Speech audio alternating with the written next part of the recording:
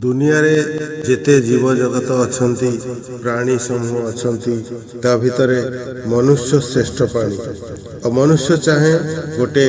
भल जीवन रोग निरोधी जीवन सुख शांति आनंदर जीवन ता किपरि संभव से विषय जनिक भक्त को श्री ठाकुर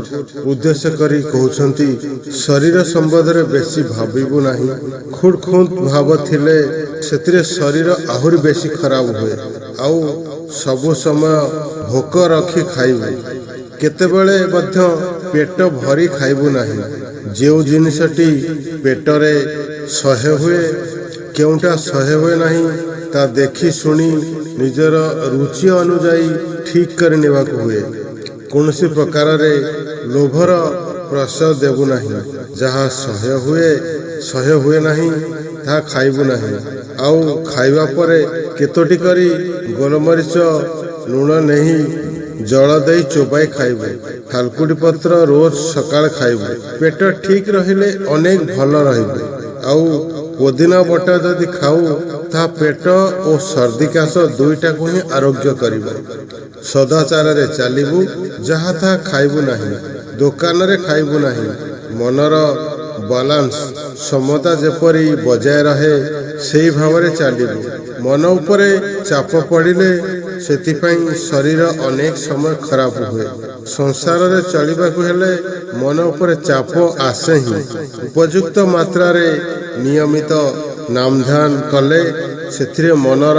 धैर्य शौर्य अनेक परिमाण रे बढ़े सेथिरे मनीष आघात व्याघात पाइले सहसा घाबरे जाए नहीं मन चंगा थाए आउ मन चंगा रहिले शरीर मध्य सेथिरे भल थाए आउ मन चंगा रखिया पई योजना परी औषध नहीं जाजन परी औषध नहीं जाजन रे मनीष निजक भूली जाए ता फल रे शरीर मध्य चंगा हो उठे गोटे गोलापी निशा परी हुए आउ सबु व्यापार रे संयम आवश्यक आलोचना प्रसंग चतुर्थ खंड 8/9/1942 श्री श्री ठाकुर अनुकूल चंद्र कथित जजन जाजन इष्टभूति स्वस्थनी सदाचार प्रसंग संकलक श्री विद्युत रंजन चक्रवर्ती श्री श्री ठाकुरंकर रेत भाई पुत्र ओडिया अनुवाद करिसंती श्री बनबिहारी प्रधान सहव्रत रीति जय गुरु टिके टिके ठाकुरंकर